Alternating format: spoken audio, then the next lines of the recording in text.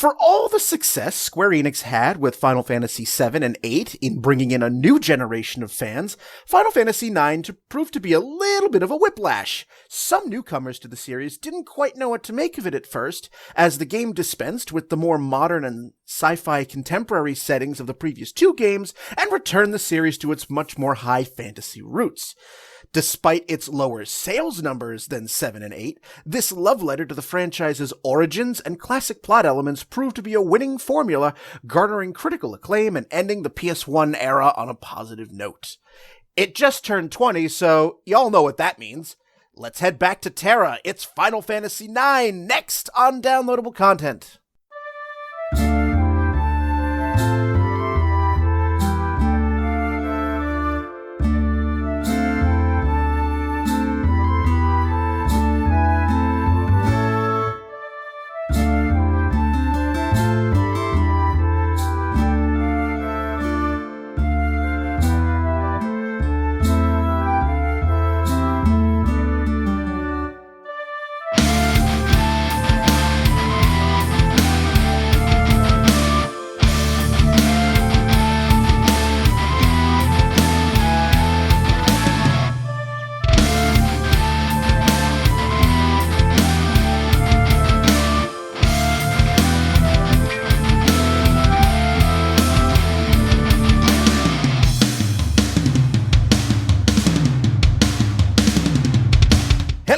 Welcome to Downloadable Content. I am Brian, and with me we have Ronny. Hello. We have Dejah. Hello. And for her first time ever making her DLC debut, we have Tatiana. Hello. Welcome aboard. I'm loving this. 10 years in, and we're still drawing in new people. This is lovely. Absolutely lovely. And we're talking about a game that has themes of community and friendship and things that we really need to know about in 2020. Oh, we're going to have some veiled political pot shots in this episode, aren't we? I don't know. I have no notes for this episode, so... If I had been on the 14 one, that's all I would have talked about for Shadowbringers. Valkyrie, like, you can't tell me that's not... Anyway, a deliberate reference to Trump, yeah, definitely is. But that is not 9. That comes several episodes after that. Mm-hmm. Yes. So, but yes. It took them like 10, 12 years to get up to 5 more. Something like that. But yes, it's all Final Fantasy IX, so before we dive into this episode, just want to remind everyone that every single episode of Downloadable Content can be found on our website, dlcpodcast.com, as well as iTunes, YouTube, Stitcher, Google Play Music, and Spotify, as we drag ourselves into just even more platforms, finding more... No Podbean? No Podbean, but I'm working on 8-track and Betamax. Okay. At least you're not forgetting 8-track. Yeah, Laserdisc I'm having some trouble with, but you know, it's a ripe community. It is, you know. Get it on vinyl for all the hipsters out there. Anyway. But yes, all the different ways to get downloadable content into your ears. Check us out, give us feedback, check out upcoming episodes, give us feedback, give us ideas for future episodes. It's all there, dlcpodcast.com. All right. Well, Final Fantasy IX, which... I love Final Fantasy IX. Clearly. It is Dejah's favorite of all time. That is one of the earliest things I learned about her. Well, this was a game that I played about 18 years ago for the first time. I started it right after I had finished 7 and 8, so I was still very, very new to JRPGs and Final Fantasy in general. So, you know, a lot of the game's story, a lot of its plot elements and themes were kind of lost on me at 16 years old.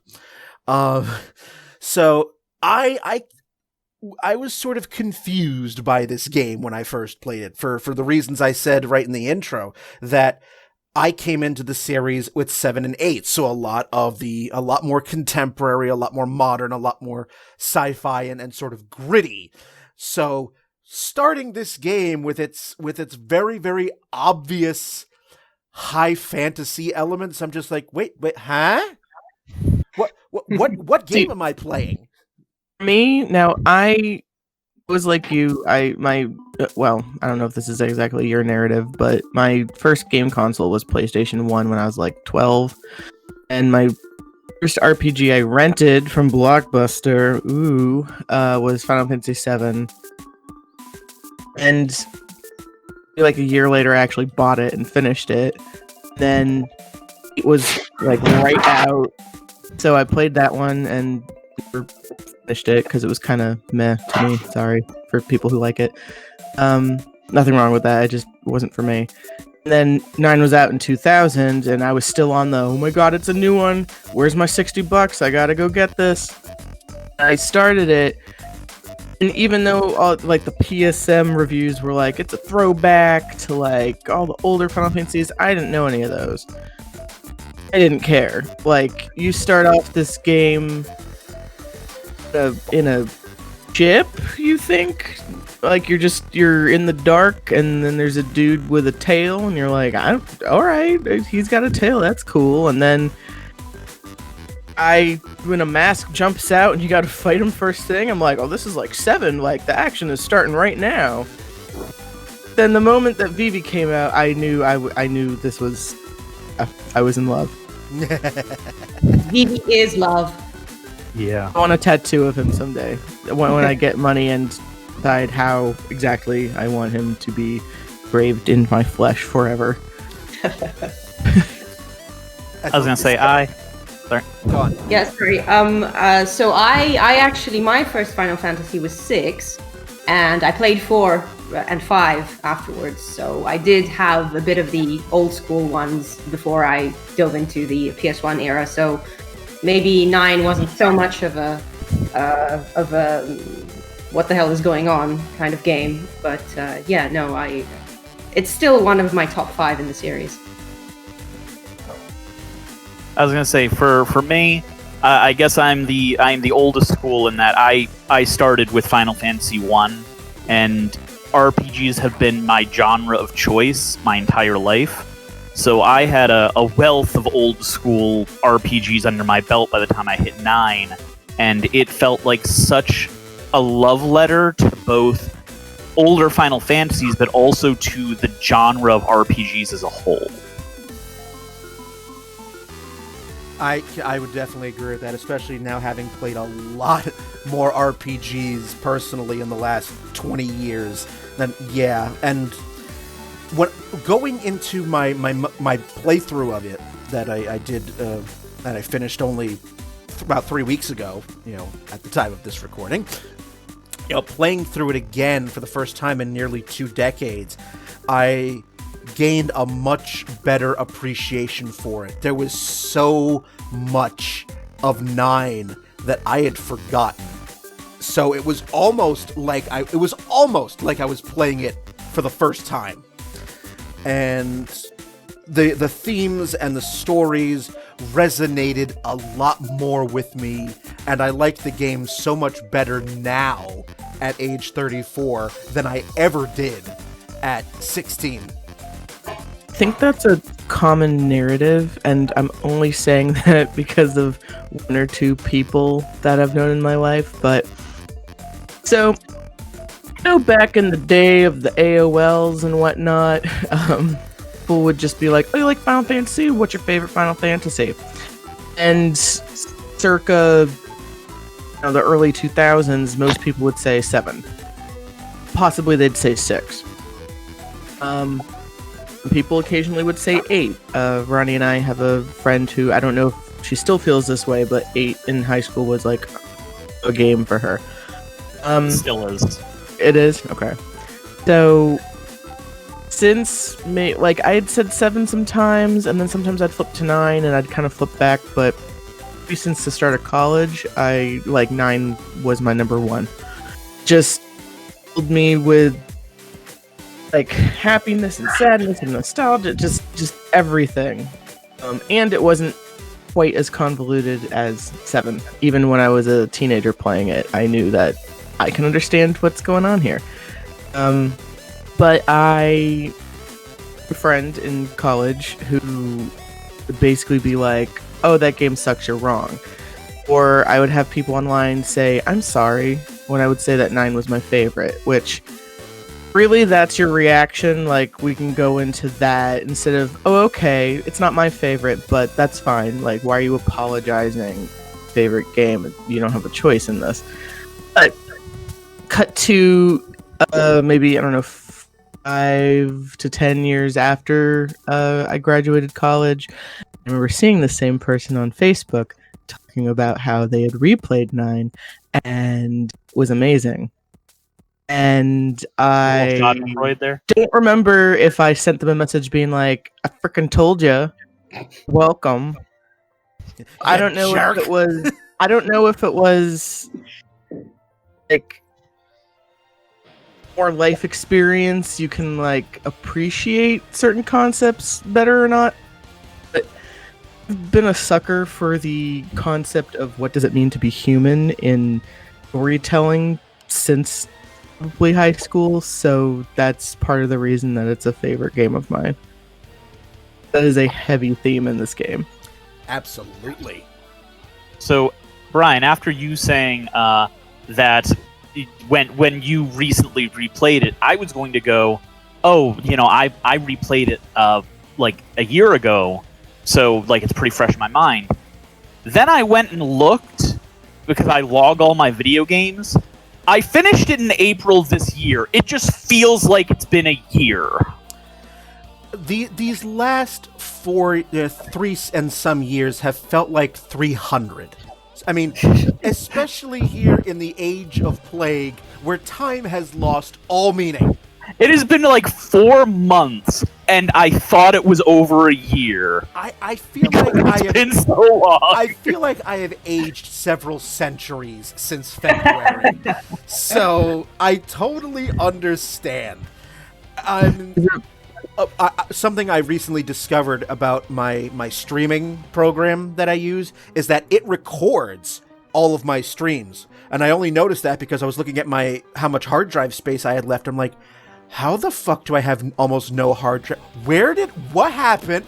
Oh, my streaming program by default records all my videos. So I have like a bunch of these 2 and 3 hour long videos from my stream. So I have my entire 36 hour or so playthrough of Final Fantasy IX recorded. That's pretty quick.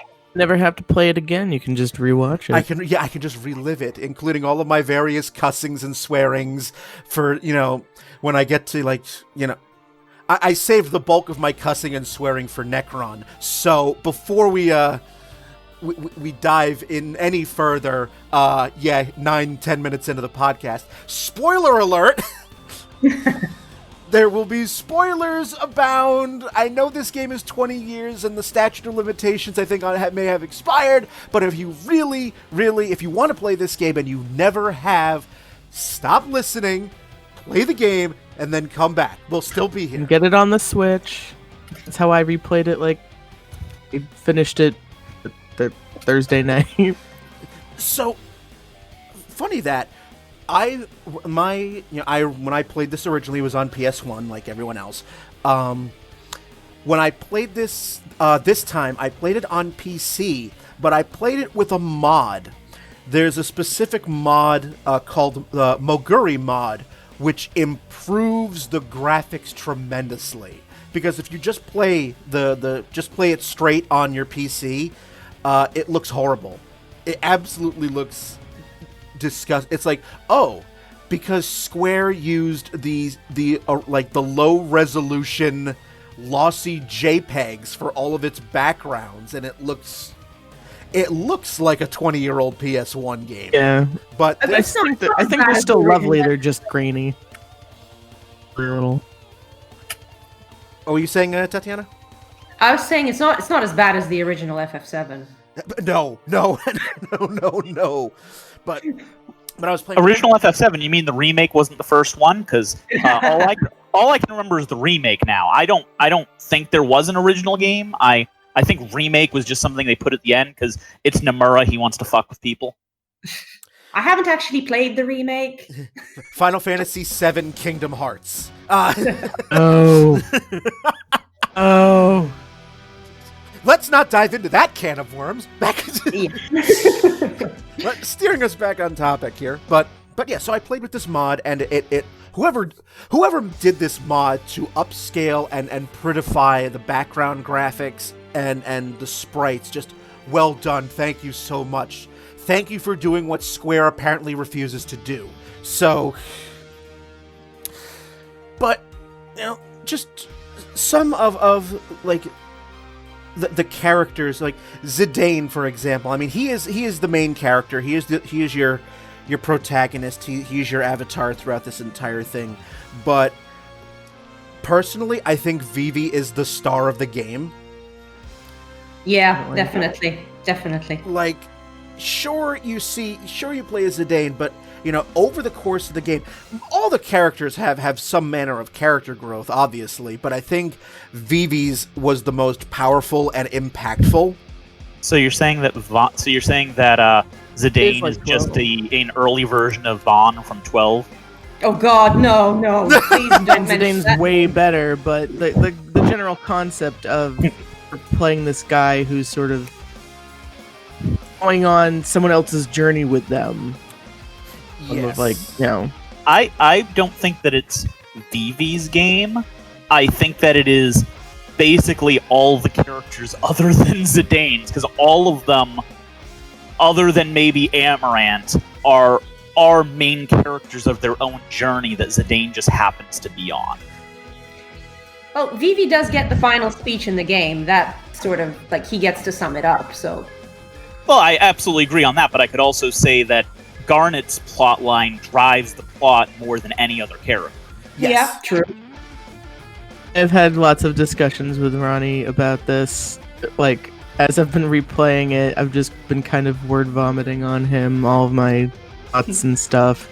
Because, like, so I've beaten the game, I'm still going to say twice. It's technically 3 times, but I admit that with the Switch version, to make sure that I got through it for this, the Switch version has, like, you can't really call it hacks, but, like, basically, if you go into the pause menu, there's buttons where you can, like, hit up battles, you can not do random battles, you can hit for 9999 damage, and you can also do, it's called, like, battle assist, where I think the only attacks that do anything is if it's more damage than the health you have, you instant die, but you're also permatranced. Yeah, anything that does enough damage to kill you in one hit or does insta-death still affects you, but other than that, you are instantly healed the moment you take damage. And so near, like, middle of Disc 3, I was just kind of like, I'm just going to do this so I can finish the game. Because I've restarted it many times in the 20 years.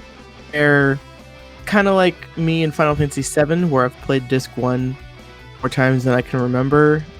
For comfort, if that makes sense. Like, I'm just like, I really want to go back to Midgar, and then I just see the Midgar part. So the same thing kind of goes with 9, where I really like the Mist Continent. Everything with Alexandria and Lindblum, sorry. And the steam-powered airship, or mist-powered airships.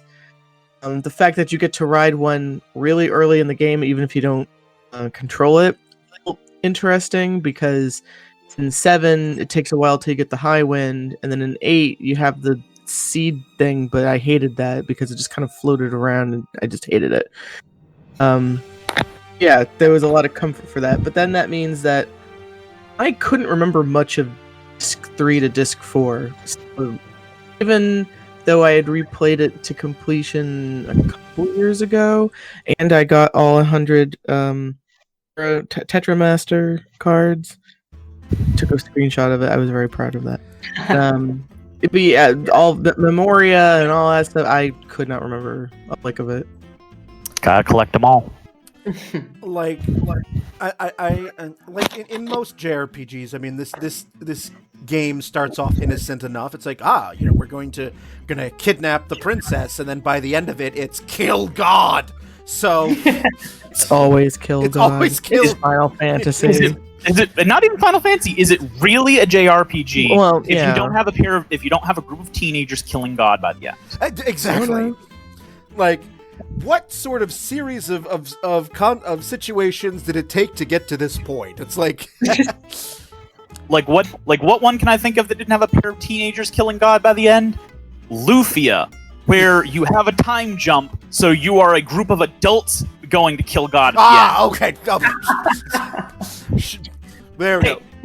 That is a game I would love to talk about someday, because it starts off as a normal JRPG, then it cuts with a time jump with the two people who are into each other being married with a kid. The villains kidnap their kid in the second half of the game, is them going after their infant child and to finally end this. And that is a story you don't hear about in JRPGs. Yeah. That's very true. That is very true. But, just, story-wise for this game, like,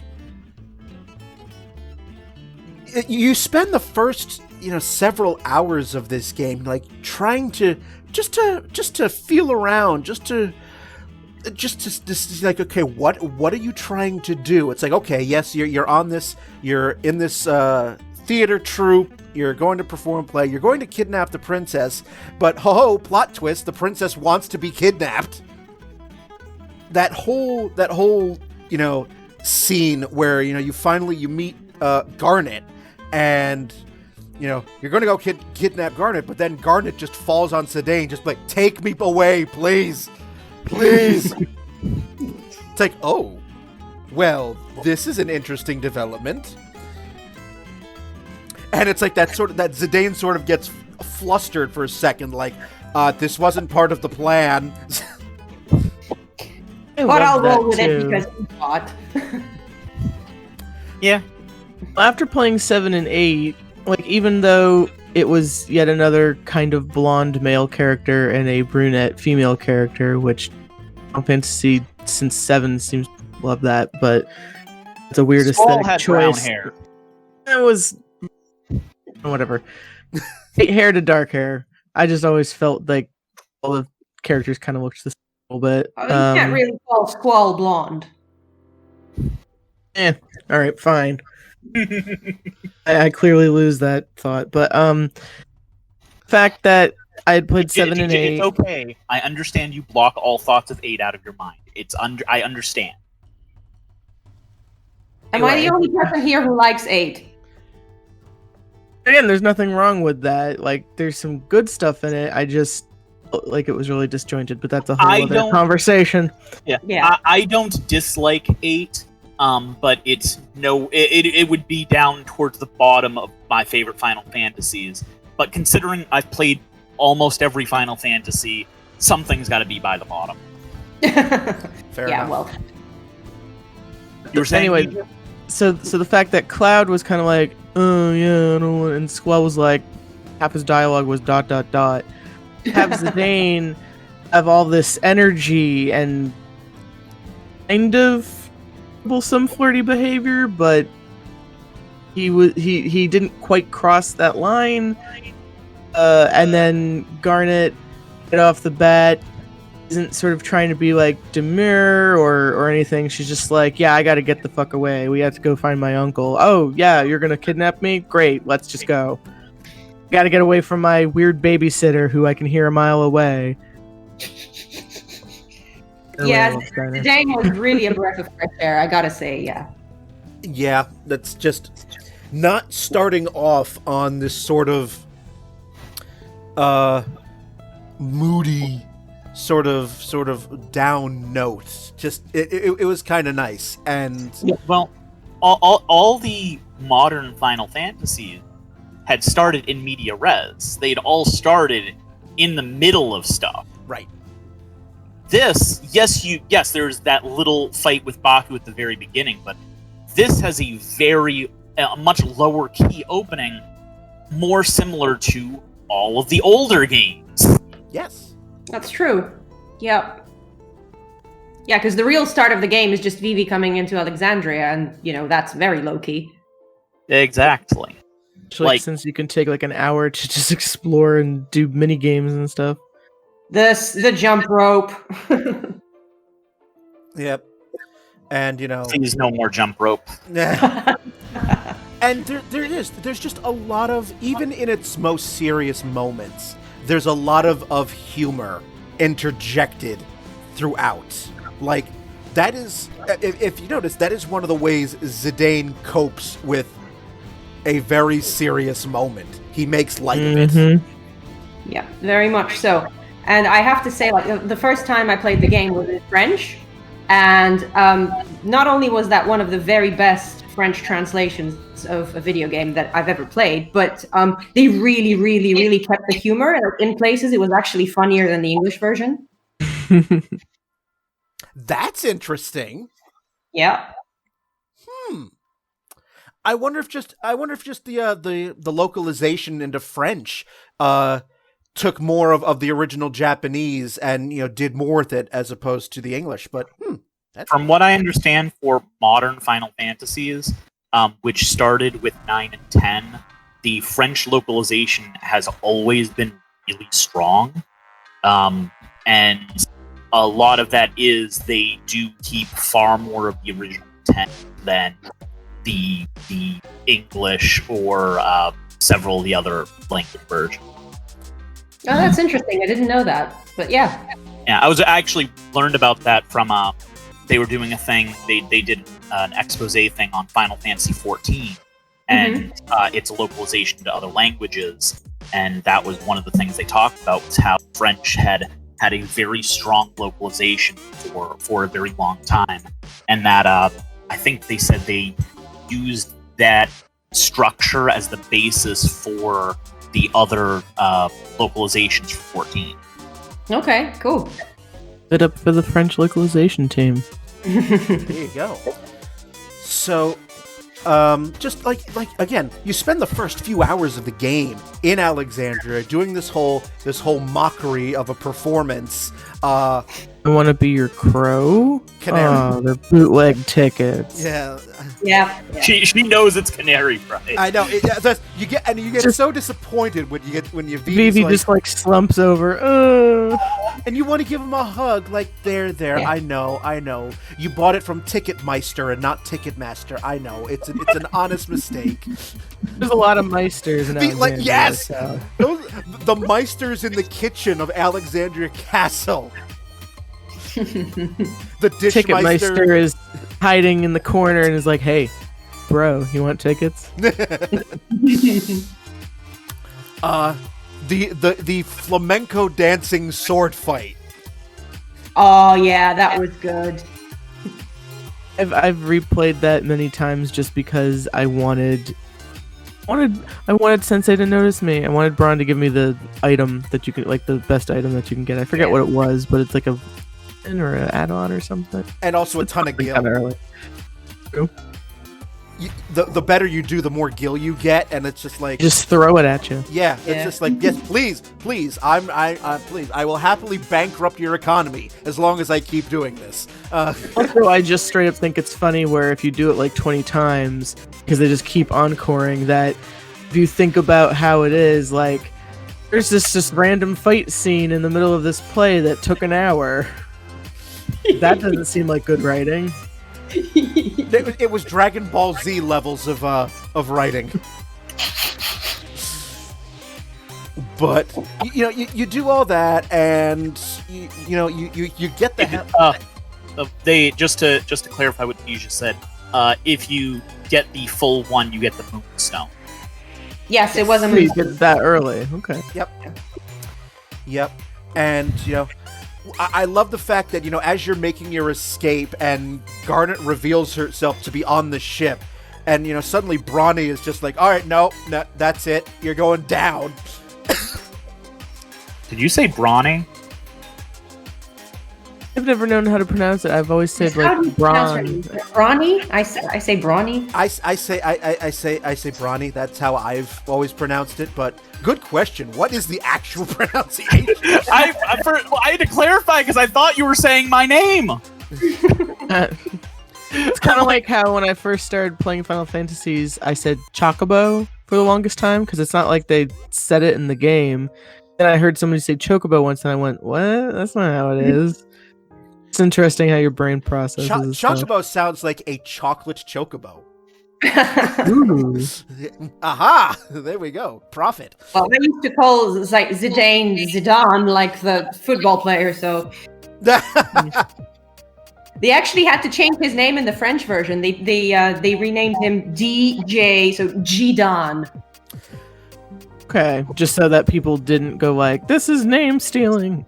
Yeah. Without the headbutting, but there's a red flag anyway. A red card, but anyway. But as I was playing this for the first time, you know, going through this whole scene, escaping from Alexandria to the forest, was it the mist forest there, or the evil forest? Evil forest. I was still kind of waiting for the game to actually start. There's a long open when you're playing it the first time, and you're like, okay, so like, when are we gonna get to the game? Yeah, because when you get to the evil forest is when you actually get your first actual battle. Like, I know you have like the battle scenes where you pretend fight during the play, during the show, but the evil forest is when it actually matters now. Sidebar, that's kind of a sort of genius way to sort of sneak a tutorial in there a little bit. Isn't it just?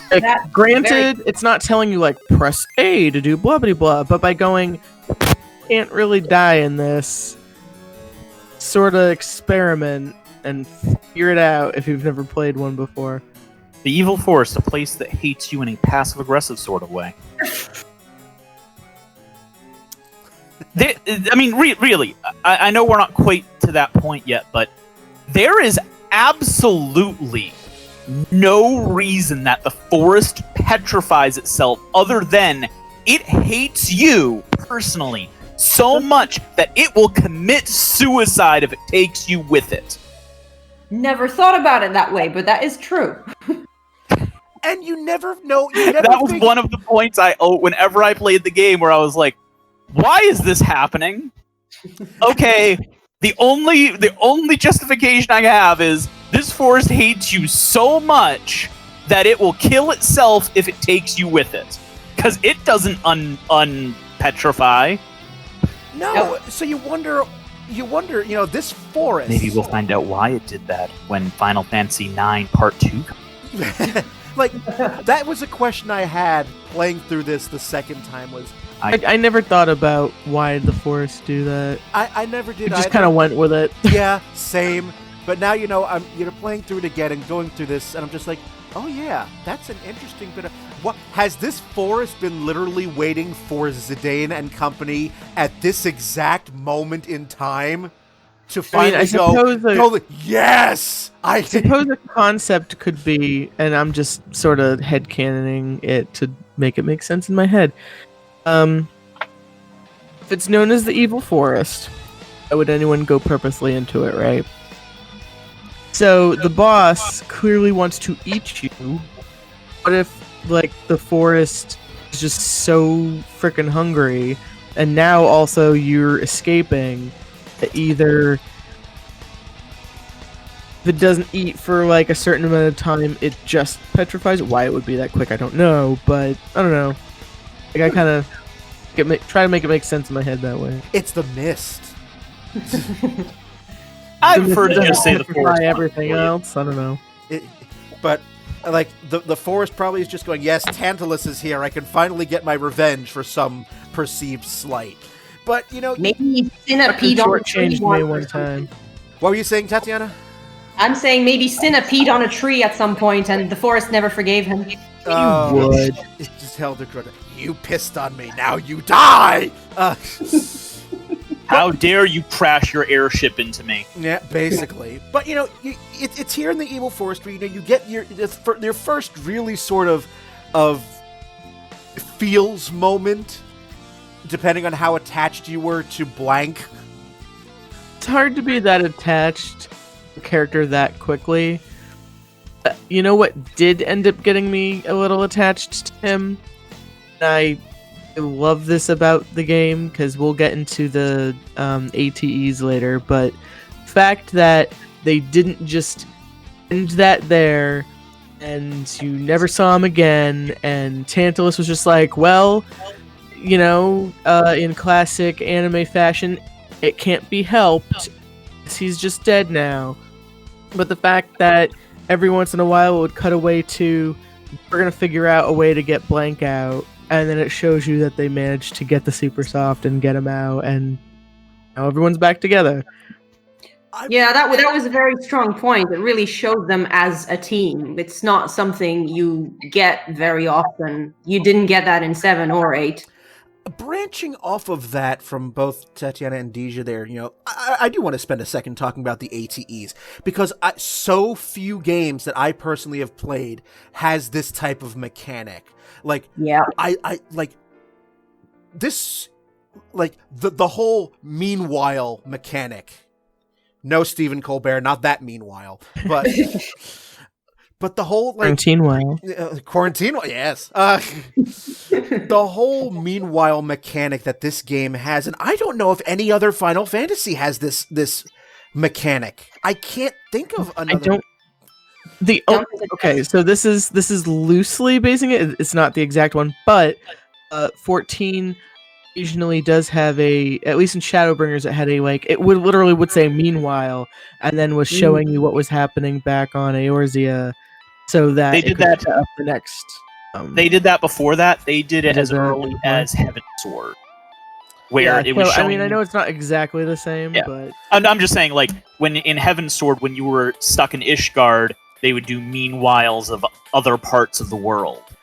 So it's a evolution of that. Okay, but I mean, haven't got that far yet. in this game particularly, just I loved that. You know, I thought that was a great way to enhance the storytelling. To take you away from the main action just for a few minutes, just to know what was going on, because that was like. You're exactly right, Dej.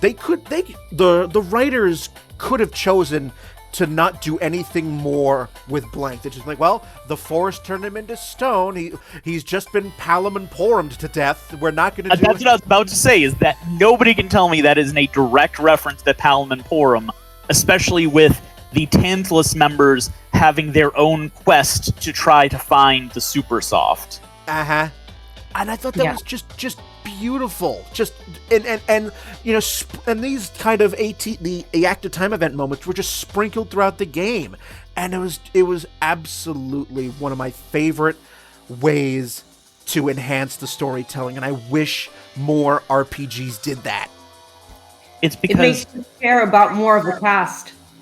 Yes, absolutely, and part of it is Final Fantasy IX is a very, not that there isn't plot, there absolutely is a plot, but it is a very character-driven game, and it is very much about character growth and character realizations, and most of the ATEs are character-building moments. Yeah, definitely. Yeah, that would probably have been glossed over in a lot of other games, but in this, they want you to get those moments. They want you to see these characters grow because they want you to become attached to them and their stories. Because in 9, the plot only matters as much as it matters to the characters in it. You care about the plot because you care about Garnet confronting her mother and trying to bring her back from the brink.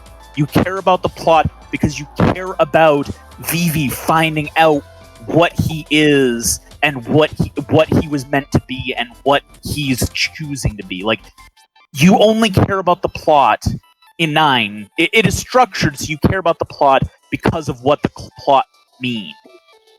Mm-hmm. That's a pretty good way of phrasing that. As you were talking about that, I think the only other comparison for me that came to mind was in Final Fantasy VI, when the party gets separated and you have to play out those 3 or 4 different scenarios. Yeah, Absolutely. That's yep. So, like, and again, just you're exactly right. Like, as whereas the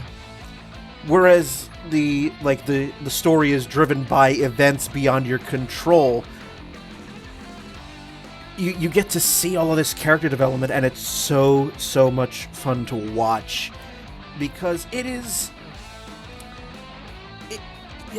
And you can choose. Some of them you have a choice of which one you want to see.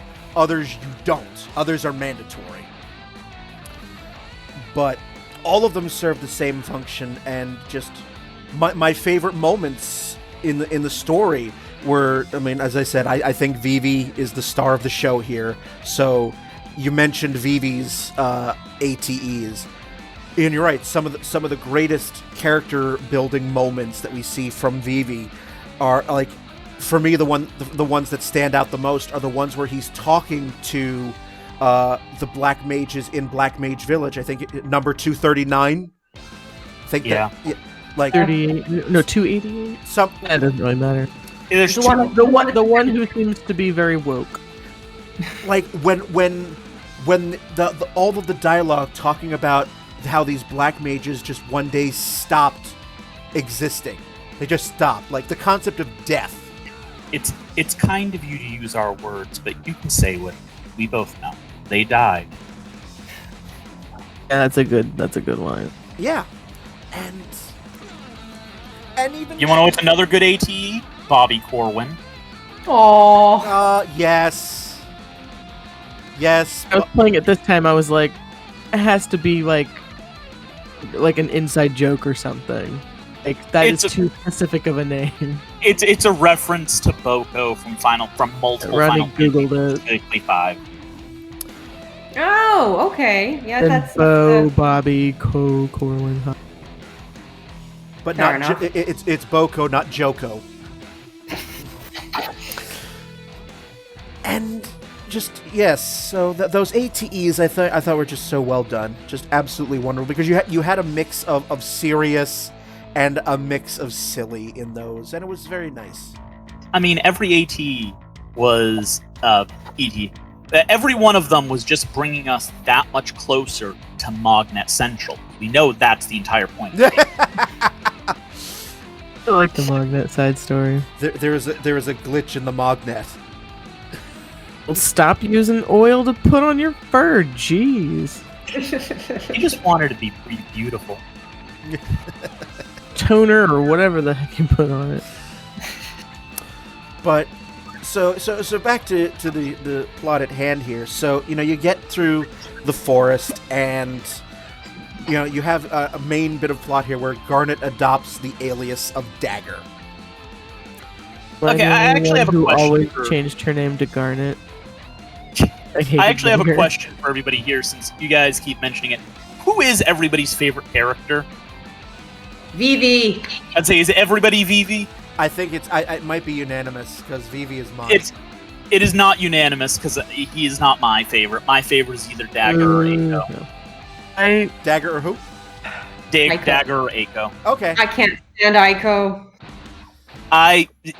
Rydia was always my favorite Final Fantasy character, and Eiko is basically a reference to Rydia. Okay. See, that's weird because I love Rydia and I hate Aiko. I like the first time I played the game, I didn't like Eiko much, because she's sick. She's a brat. And this time playing through, I was like, she is too young to be having conversations like this. I call BS on how old she is. What are these Muggles teaching her? But like for me, I mean, if I said otherwise, Ronny would call BS if I said Vivi wasn't my favorite character. But part of the reason that this game is my favorite Final Fantasy is because even the weird characters who kind of show up later in the game, I really love this cast. I can always say that about every Final Fantasy I've played. I was gonna say, oddly I would guess your favorite was Vivi Dejah, but if you said it was Steiner, I would not argue with you. Oh, Bert. Oh, Like, Bert. That's an argument Dejah and I have had multiple times because while I like Steiner by the end of the game, I cannot stand him in the first couple hours. He felt so fresh to me, just this humbling but so trying to do what he thinks is good, and like the reason I love all these characters is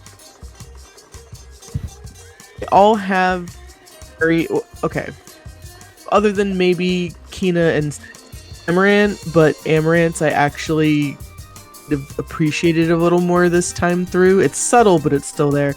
They have very interesting emotional journeys throughout the game. Even if it's a small thing like Freya's or Aiko's is major but comes later in the game, they all have such interesting narratives to me, and I felt so much for all of these characters. Freya is Freya. Evie is the only one that I want to with me on my body forever. Freya for me comes as a close second. Vivi is my favorite character in the game. Freya is a very, very close second. Freya's wonderful. I love Freya, but I just feel so bad that her story ends on disc 1. Yeah. Like, I will give you that. I really wish they would have. I mean, she gets a sort of nice little bittersweet sort of ending at the end. And for the entire rest of the game, she's just on the sidelines, and that's so annoying because she's so good. Yeah, Absolutely. When go, Ronny. Four-way stop. Who's going? Okay, me first. I was going to say I feel like we got Amaranth, who I don't have an issue with Amaranth's story. I actually am fine with his story, but I would have preferred if he wasn't in the game and they had used the time they spent to build his story on Freya. Yes, please. Or give us Beatrix, who was already set up to basically be a party member. For God's sake, I felt that. Okay, there were two major slights that I felt playing Final Fantasy IX the second time. The first, yes, Beatrix should have been a goddamn party member. That I would have taken her over Amaranth 11 times out of 10. Yep. There was some sort of Square Enix tweet thing, or maybe it wasn't Square Enix. I don't know. I saw a tweet a couple weeks ago that I actually commented on or whatever, where it was like comment on a issue, like a negative of your favorite role-playing game, and I had the fact that Beatrix was never a actual member of your party. Yeah, words are hard. The times that you actually can play as Beatrix was a goddamn cock tease, and I was not happy about it. I guess they felt she'd be redundant with Steiner, but she's not really. She has very different moves.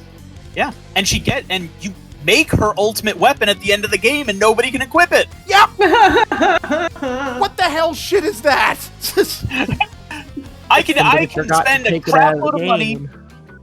I can spend a crap load of money and a bunch of items, and I can make the Save the Queen, but no one can equip it.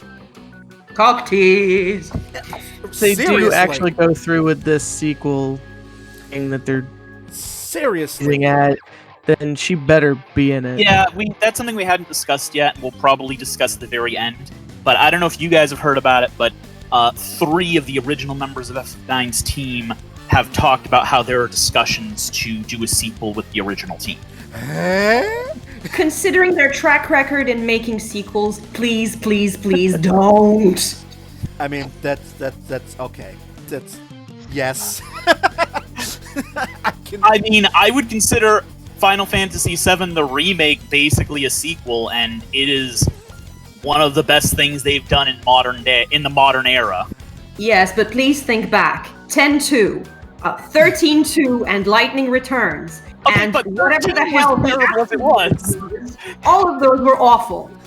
Okay, but the 13 was bad. They weren't going to fix it in sequels. And I haven't actually played 10-2, but everyone I know who's played it has said that the mechanics are excellent, the plot is trash. So Yeah. I would call that a mixed game. Yeah. Still, when you're playing, you're like, oh, this is good. I wish I could get into the story and not cringe every time a character opens their mouth. Okay. I can get that. Since we're on it, Ronny told me at first, I was like, oh, I don't know, but given that it's like 20 years later, and yes, their track record isn't great. Like with 13, since it was all planned in like the same time, like that was just a not well thought out 13 is a story. very special. So I don't know if I can scenario. use that one as a 12 or X2 or whatever was. I don't really know what the point of that was, but I think I feel like think 9 is. Sorry, that's okay. Yeah, no, go ahead. That 9's like the only one that like we have an ending, but there's enough sort of stuff still there that if like we back to these characters 5 or 10 years later, I think that there could be stuff there. Like Ronny was saying, we were talking and he told me about a possible sequel. I don't think they stopped Terra Gaia merging necessarily. They did not. And It is still Kuja's merged. still alive, and Garnet's queen. Like, so there's stuff there that they can play with. I just don't know if that would be good. Yeah, I'll have that's to the thing, though. Have you played Final Fantasy IV: The After Years? I have- Yes. Oh, you just beat me to it, Tatiana. I'm just about to post a review of that, and that was awful. It's like, yeah, they set the game 17 years later, but everyone's been doing things that would have been realistic 2 or 3 years later. Yeah. But just the way it's set up, it's like a complete nonsense, and I wish they would not do that to Final Fantasy. I mean, there are sequels that worked out well. Final Fantasy 12 Revenant went. Yes, that wasn't bad. I They- have to give you that. That wasn't bad. Final Fantasy 12 is basically like a continuation in the world, at least, of the Tactics series, and Tactics has its own ones with the Advanced series, and at least Advance 1 is one of the best Tactics games ever made. Ooh, no, yeah. For the first Tactics, yes, but then Tactics Advance. I think Tactics Advance, the original, is one of the best Tactics games. Tactics Advance 2 is absolute trash that I wasted, 90 hours of my life on? Yeah, we can agree on that one. I'm gonna say that was one of the hardest things I've ever gotten through. And I only got it through because of sheer stubbornness. No, I thought the first Tactics Advance. Okay, maybe the actual Tactics bit was good, but the story. I guess I saw the original Tactics, and this is another topic, so we'll go off of this. But I would say for the original Tactics Advance, for me it wasn't a plot-driven game; it was a character-driven game, and they did have a lot of character moments. Yeah, fair enough. Okay. Moving And back. I just checked 92 hours in that freaking game in Advance 2 that I wasted. That I'll never get back. Bitterness. Yes, burn it. Okay, yes, Brian. Back to the other Final Fantasy that we are discussing. Yes, absolutely. Sorry about that. That's okay. That is what's going to happen on these episodes. It happens. It's whenever you talk about a game that's part of a series, you kind of accept that there's going to be discussion about other games Exactly. in the series. Exactly. That's perfectly fine. So, but blah, blah, blah. So then we after this whole thing in the evil forest, after the passive aggressive forest, we we arrive at the village of Dali, and I always considered it like the calm of Final. I thought the exact same thing. Except that Dejah. stuff actually happens in this town. Yeah. Instead of having an expo dump the way you do in Calm, you find that Vivi is here, and you find that that black mages are being manufactured. Like, what? Soylent Green is Vivi. No. I think I actually said that on my stream. Like, well, here we are. Soylent Green is black mages. But so this, and I love this more characters. There's a plot point in here where, the members here, most of your party here, find out that, there's black mages being manufactured, and Vivi's like, what the fuck? And good old Bert, who at this point is still one-track mind, I must return the princess to Alexandria, must send her back to the queen. He hasn't thought anything of, this is evil. It's good old Bert. It's like, this ship is heading for Alexandria. Maybe if I lie to the group, and because we established that Garnet wants to get to Lindblom, and Bert and all of his rusty metal do not, because get him some WD-40. I mentioned it earlier, but I cannot stand Steiner for the first many hours of the game. Yes. Because he is just a dick. Like, he just is. He lies to the party at times. He directly goes against Garnet's wishes when he knows what they are. Like, even if you go, it's based on his loyalty. He is the typical white dude thinking he knows better. And that's the other thing that's contradictory about this is that Steiner actually likes Vivi a lot, and you can see them, having a rapport because Steiner actually get an extra move when Vivi's on the party. And it's one of the only things I like about Steiner.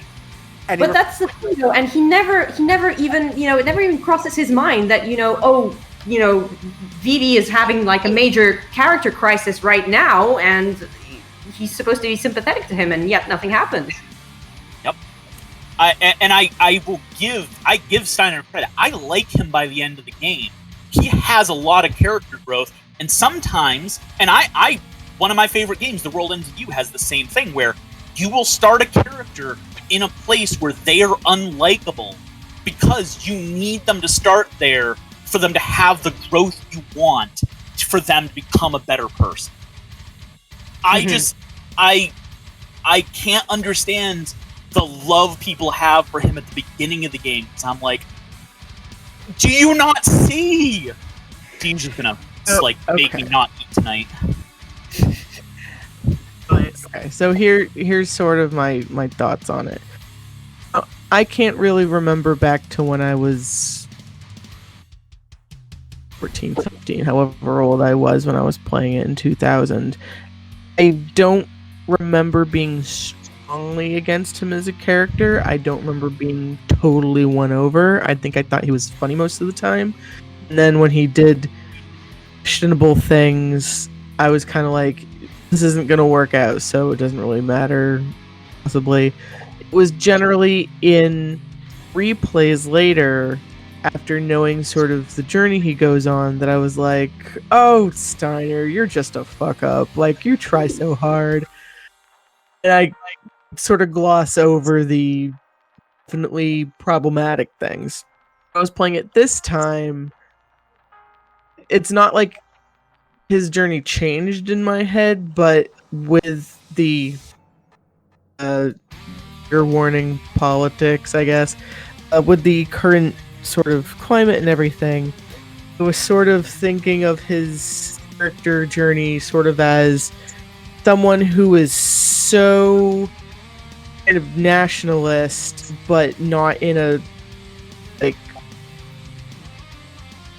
like who so believes in what their country should be or what they think it is, and seems to just sort of conveniently be ignoring all the red flags that something is wrong, and so makes decisions, but in their head it makes sense, and then slowly, after it's sort of beaten over their head, realizes, oh, this is wrong. Like, it takes on kidnapping and like torturing her daughter basically for him to go, wait, what? No, this is actually a thing. What? I can't comprehend.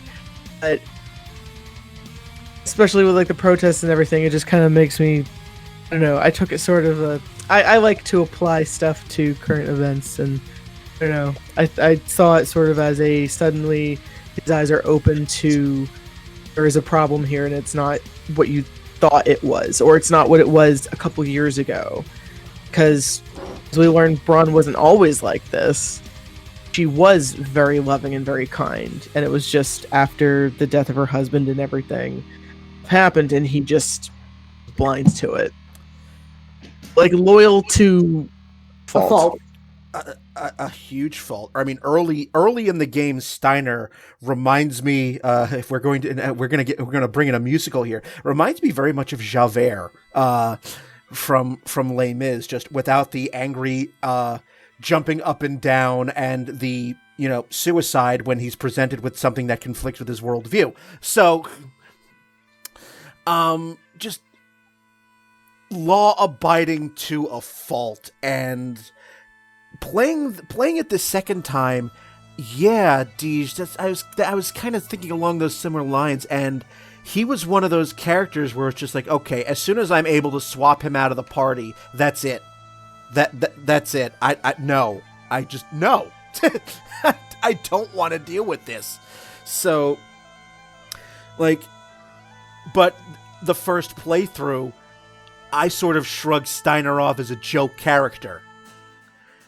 And it's like, yeah, I mean, I'd say it's kind of easier to forgive his where he starts because first of all he's presented as a joke character, and secondly, compare him to Sid from FF7. That's much harder to justify. I love Sid too, but like the domestic abuse is just not. Yeah. I kind of say, I'm hoping that they. Assuming that that's still in the remake, and Shara, that they handle that a little better. Yeah. Sid, to me, starts in a similar place to Steiner, where he is unlikable from the starting point, but Sid never visibly gets that growth that he needs. On the other hand, a lot of people find Sid a lovable character, and I don't understand. But see, I when I first played the game, I was like, yeah, I like him. Sorry about that. I like him. He's cool. But then it took me a few years to actually realize what was going on there, and now I just can't. It's like this is so wrong. It's abuse. Yes, like it is. But I don't find him lovable. Yeah, he is that like old curmudgeon character, even though he's only like 32 or something. Like. So I feel like to round out the cast, I guess, I'm like, okay, he's got his slot, even if it's very upsetting at times. Yeah. And I feel like Sid, there was so much more they could have done with him taking over the party when you're gone. Yeah. Like, they had the opportunity to push that growth and redeem him, and they dropped that ball. Yeah, I mean, how is they got married, now everything's fine. How is that solving the problem at all? Now they'll be abusive in a marriage. So much better. Yay! God. I know we're jumping ahead a little bit, but speaking of SIDS, now we're in Lundblom. And we have one of my favorite SIDS ever. Oh, yeah, that's fine. We've gone an hour so far, and we haven't. We're just now. I'm keeping this. We had some feelings, and then now we're in Lundblom. Yeah, we had some. Yes, Regent Sid, who. The one. I will say one thing with Regent Sid. One thing I did not remember. Because I remembered pretty well the entire game. When I replayed, the thing I didn't remember was the end of Aiko's story at the end of the game, where she ends up with Sid and Hilda. That I did not remember. Yeah, same. And also, I remembered Frog Sid. I did not remember Oglop Sid. Sid. I did not. But I did remember, Always with that well-coiffed mustache. the mustache he stole from Robotnik. It's like part Robotnik, part Salvador Dali mustache that Sid's rocking here. But I remembered why he was an Oglop.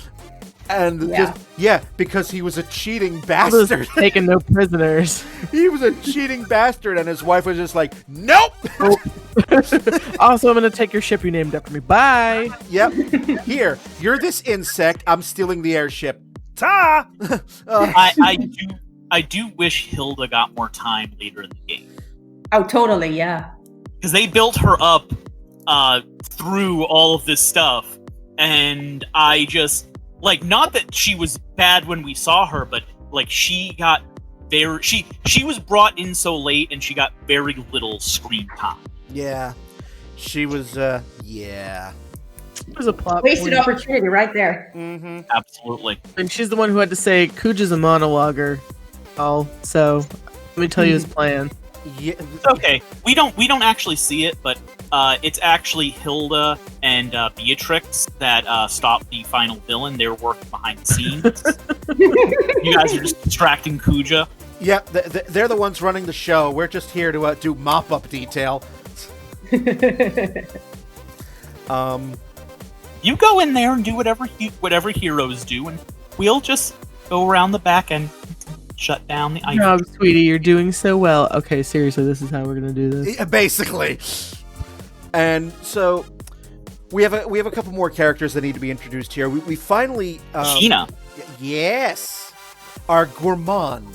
Queena! weirdest- I love Queena. Oh, our blue mage. Who She's just so random. That's what I love about her. She's like completely out of tune with everything else, and it's just so funny. she's just like, I want to eat everything. It's an interesting take right there because even when I was a kid, and especially now, I'm like. So I remember there was debates about what is Keena's gender, and I would like to think that if they were to ever make it like they did 7 or something, that they would just use they. I don't understand Like the what debate there are. S/HE thing was not great. I don't know what debate there is, because they are very clear that that nobody knows what Keena's gender is. I think they used he later in the game. Yeah.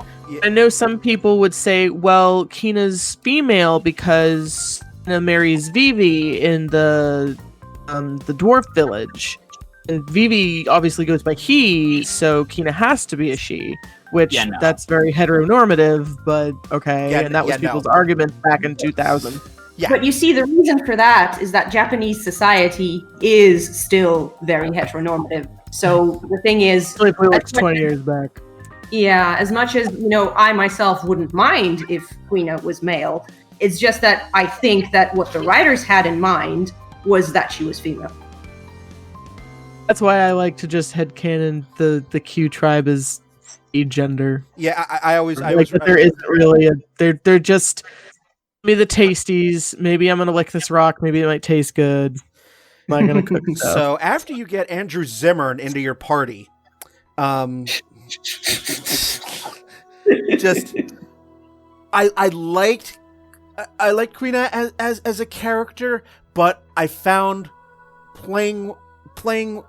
having Queena in the party just intensely frustrating because it really prolonged battles much longer than they needed to be, because every time you have a battle and Queena's in the party, it's like playing Pokemon in order to learn an ability, because you have to get your enemy nearly dead. Yeah. Well, I'll agree with that if you're trying to get the Blue Mage abilities, but I'll go, Queena is like the most powerful party member for 2/3 of the game. Like, even if you don't get every ability, even if you just get 2 or 3, Queena is able to... When I replayed the game, Queena did more damage than the rest of the party by a significant margin for... Frog drop. Yeah, for nearly the entire game. For at least until Disc 3. That is I just never liked Queena enough to put the work in. That is some fork.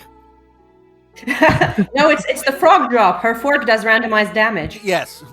Well, it is the frog drop, but the other thing is, yes, the fork is randomized damage, but you can get Kina's forks earlier than anybody else's weapons, so Kina always has a step ahead of everybody else for weapons, which I believe is intentional because it's randomized.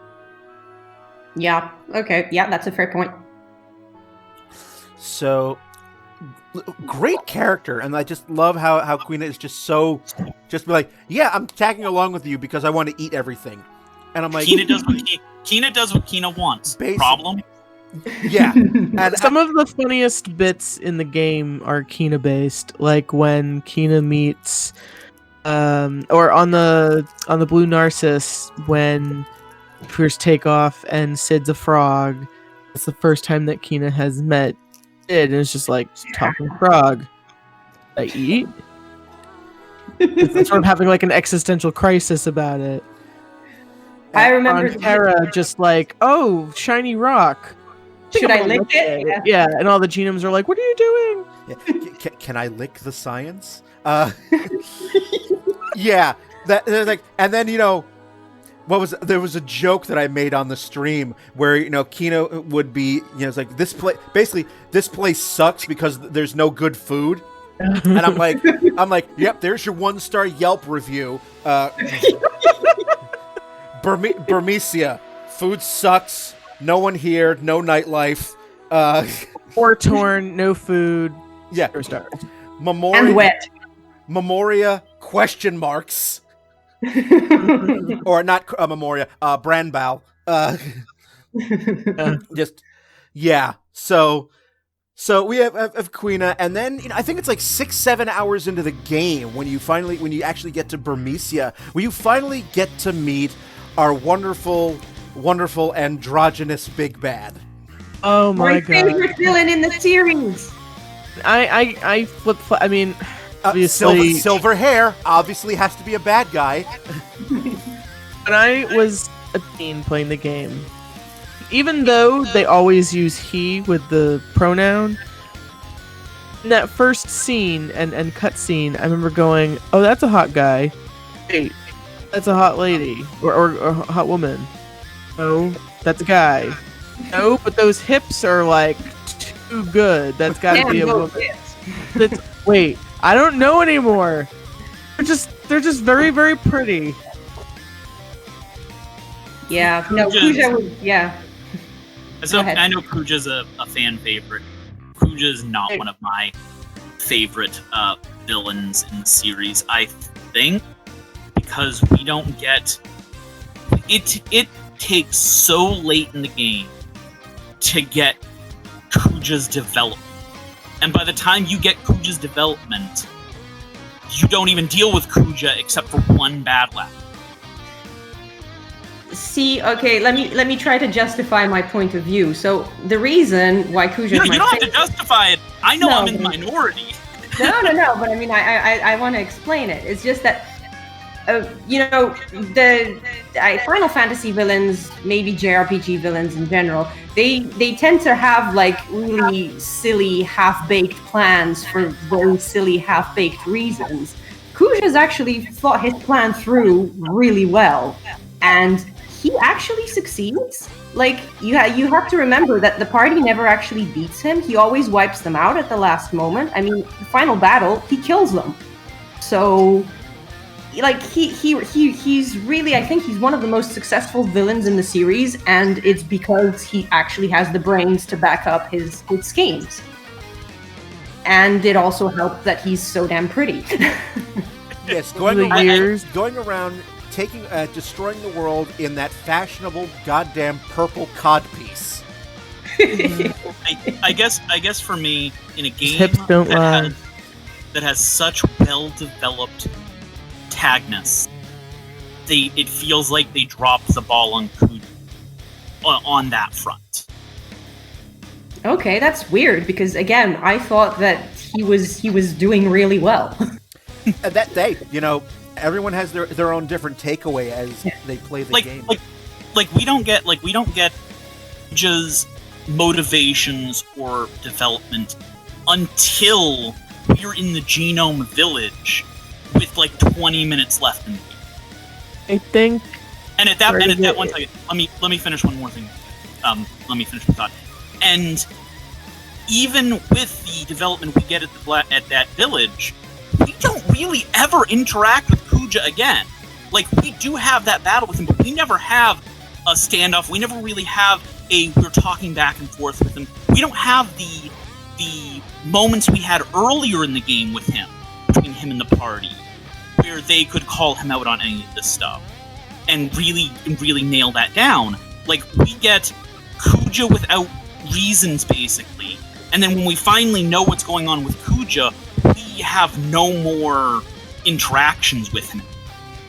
But see, that's the whole tragedy of it. It's too late by that point. He's already gone off the deep end. You know what's wrong with him, but you can't do anything about it because it's too late. And I think that's, it's a beautifully tragic point. Okay. For me, Dejah is sort of the love child of Kefka and Sephiroth, but much more extra, I guess. Sort of in the way that, like, he's like a puppet master of stuff. Like, he's not really like mind controlling Braun, but giving her the tools and sort of whispering in her ear, like, I think those rats over in Bermercia might be trying to take over. Why don't you go kill them a little bit? Here's a Odin for you. So she's like, yeah. Good point. Yeah, I'm gonna rule everything. Just let it all burn. He's like, I'm gonna sit over here and just watch it burn. And we don't necessarily know why for a good chunk of time. Then we get like, okay, like he just kind of wants to watch the world burn, I guess.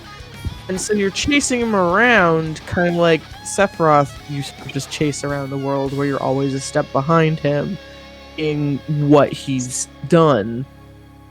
And in 7 with Sephiroth, you get little like people telling you stories or flashbacks or whatever, so you kind of get why he's doing it, and you don't quite get that with Dejah. But at the end, I really love that. I was talking with Ronny about this the other day when I was finishing the game. I love that conversation Dejah has with Zidane at the end, where it's kind of like sort of they're like, I need to die because like I was so close and I even fucked that up, and so like what's even the point? What is the point of me existing? Like, this was my point and I fucked it up, so why? Like, just let me die. I'm nothing. And felt that really hard. And I think that's part of the reason I like Dejah, even if majority of the game he is just kind of this fabulous, sort of flamboyant, oversharing villain. It's why I am positive on the idea of the sequel. I'm hoping that I would just want to see more Dejah. I'm hoping that Dejah will finally be able to get that development that I was looking for. Like, when we're talking fiction in general, or RPGs specifically, but just fiction in general, you have villains that are force of nature. These are the villains that are like natural disasters. They don't need a reason behind them. They're generally over the top. They are very... They are what they are. They are not meant to be developed. They're meant to be reacted to. That's Kefka. That's Kefka. Absolutely, that's Kefka. The archetypical example when you read about this in fiction is the Joker from DC Comics. Yeah. But that's Kefka. Kefka is that in this. And then you have the developmental villains. These are villains that you understand where they came from and why they became what they are. And that doesn't necessarily mean they're going to turn good. That doesn't necessarily mean they're not going to be as evil, but you understand. That's Sephiroth, to be honest, because they give us that development. Yeah. And Dejah feels like he wants to be a force of nature villain that they flip at the end, but he never quite goes far enough in either direction. So to me, he feels a little. I'm losing the word. Not purposeless, but it it feels like he would have been a stronger villain if he either went totally on the force of nature side of things, or if they gave us the development for him earlier so that it could actually matter as part of the I game. think it would have been nice to get maybe a couple more minutes of their interaction or internal dialogue or something when Garland starts to come into play, because I like to think about the broad themes of Final Fantasies, mainly just because back when I was playing 7 and 8 in the AOL days, people would always go, 7's theme is life and 8's theme is love, but nobody ever said what 9's theme was. So to this day, I'm still like, what is 9's theme? So some people would go, it's life again, and I'm like, that's stupid. The one I've sort of set on, because it's hard to pinpoint one that covers everybody, but identity is sort of one that I've toyed around with recently. So with Kuja, I think it's all comes back to identity for him, because he's like, why am I here? What's my point? Like, he doesn't really have an identity. He's like, I was created to kill. And then they decided I failed, so they made another one that was better than me. And I'm like, no, I'm gonna do this. I'm gonna figure it out. And he still failed. So he's like, there's nothing. Like, Ronny compared it to Diego Montoya from His Bride, where after he succeeds at his thing, granted Kuja didn't, but then he's kind of like, I don't know what I am though. What am I besides I'm gonna kill the guy that killed my dad? I think the theme for the game is relationships, because every character is defined by their relationship to somebody else or not having a relationship with somebody else, whether it's Amaranth with his rival, or Aiko and her family dying and then, forming new relationships, or Dagger, first of all with Zidane, because you have that, but also Dagger's relationship to her kingdom. Like, it's all about connection to me. So just to come back, like, it's interesting that you guys seem to think that Kuja's still alive by the end of the game. I always thought that, once the Ifa tree crashed down on them, that was the end for him, because he was already wounded. I always assumed that Zidane got out, that he found a way to get Kuja out. Yeah, well, maybe so, but it's strange. For me, I thought it was interesting that Kuja went from this very cerebral planning sort of villain type to, he lost his mind and he went all force of nature and destroyed Terra. I am drunk on power. Yeah. That. But the other thing is that he actually got this sort of redemptive moment with Zidane that I'm not sure any other villain in the series got.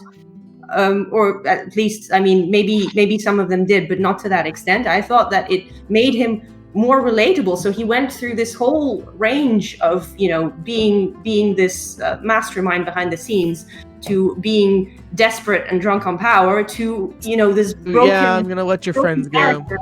Yeah. That you can sympathize with.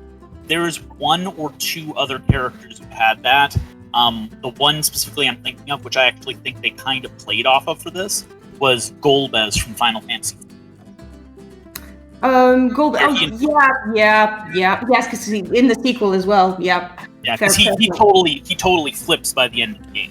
It's true. Yeah. That actually, I did not think of that. But the other character I would say, I'm not going to name the character because I know Brian has not played it yet. He may at some point, but Final Fantasy XIV has a similar character. Fair enough. I'm not that far in, so. So I don't want to spoil it for people, but there is another character that would kind of fit that one. But that's after 9, so it doesn't really count. Okay, Ronny, text me so I know if I'm right. But what I'm talking about? We fought him like 10,000 times, Dejah. But yeah, sorry, and to come back to the theme thing. So the reason I said memories was, well, because the game itself is designed as a trip down memory lane for the entire Final Fantasy series up to that point. And, the speech at the end for Vivi, it's all about the memories he made. The theme song is about memories. Memoria is all about memories. There's this whole, Freya's whole story is about, her lover losing his memory. There's a big theme of memories running through the entire game, which, for me is kind of the dominant point. It's definitely been one that I've toyed with. Like I said, like when I'm on my deathbed, I'll be like, but I never decided what the definitive theme of Final Fantasy IX was. There's just so many.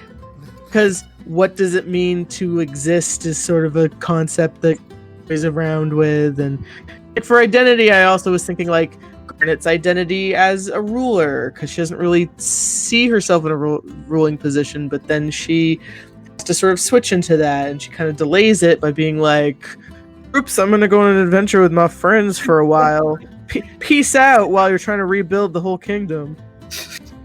Yeah, there's also I'm remembering this now because Zidane doesn't remember where he comes from. Garnet remembers her mother when she was still, a loving mother. Aiko remembers her parents and her grandfather, and so again, more memories. It is memories is the idea of memories still is a major theme of Final Fantasy IX. For me, I think the theme is hope. There is a lot for all of the lighthearted moments that are in Final Fantasy IX. This is a very dark game. Yeah, it's never felt as dark as like 7 and 8 that were all like dreary crap sack world. Where well, that's the thing. Like, it's gonna be okay, guys. Because of the high energy of our characters and the humor that is woven throughout.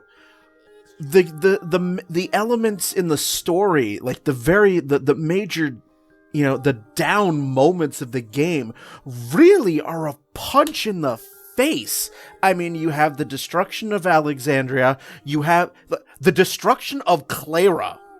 Oh, that was brutal. Big one sucked. For me. It's like, this, Burmecia, like the people that fled Burmecia and went to Clara and were still and then died again, or not again, but then wiped out. Freya, when she meets up with her lover Sir Fratley, and you find out that he has amnesia and how heartbroken she is.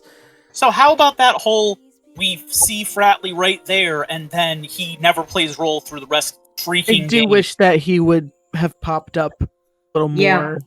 Like he could have popped up in all the villages. That's a way Freya could have had a longer sort of angle. Which the thing I was going to say earlier was that's a very common Final Fantasy thing where somebody will have like a strong narrative early on or in the middle and like nothing around it. Like Barrett in the original 7 was like really strong in the first disc, and then after like Corel, he was just.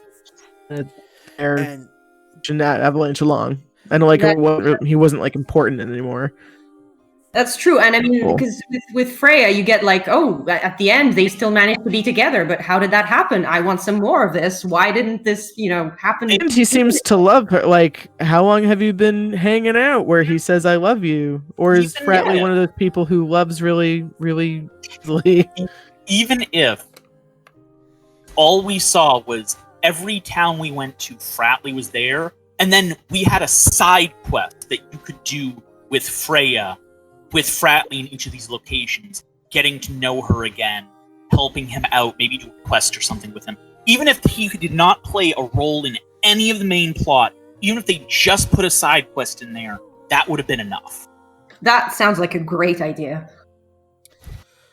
Well, get on that, Ronny. Start developing that. But talking about the destruction of everything.